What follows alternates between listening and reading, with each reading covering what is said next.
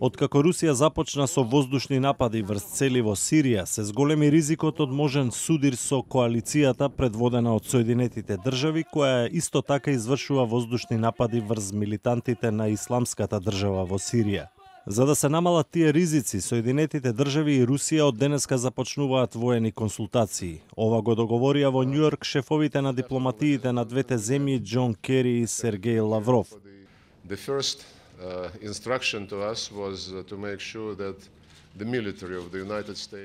Прва задача за нас е да осигураме дека американската армија и коалицијата од една страна и руската армија од друга, која сега е инволвирана во некои операции во Сирија на барање на сириската влада, да бидат во контакт за да се избегнат несакани инциденти. Второ, разговаравме за политичкиот процес. Сите сакаме Сирија да биде демократска, унитарна и секуларна држава, но имаме разлики за тоа како да стигнеме до таа цел, изјави Сергеј Лавров по средбата со Кери. Американскиот државен секретар Џон Кери ја оцени средбата како конструктивна, но ја искажал и загриженоста од руската воена интервенција.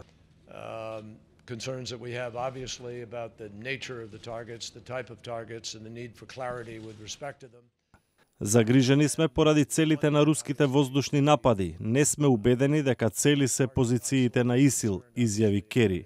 Западот смета дека Русија всушност ги напаѓа бунтовничките сили кои се борат против силите лојални на председателот Башар ал-Асад.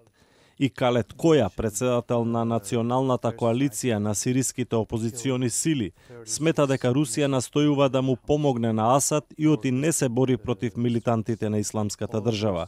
Тој тврди дека во вчерашните руски воздушни напади во Хомс биле убиени 36 цивили.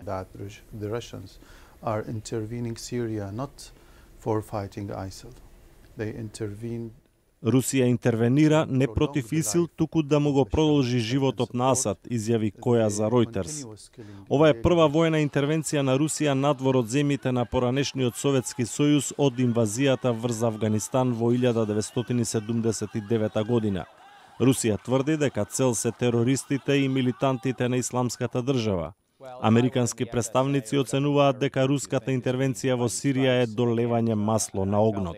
Аналитичарот за национална безбедност и одбрана од Брукингс институтот во Вашингтон, Майкл О'Ханион, оценува дека руската воена интервенција во Сирија е во согласност со карактерот на Владимир Путин како застарен геостратешки шахист, кој сака да гледа Русија како влијателна на светската сцена.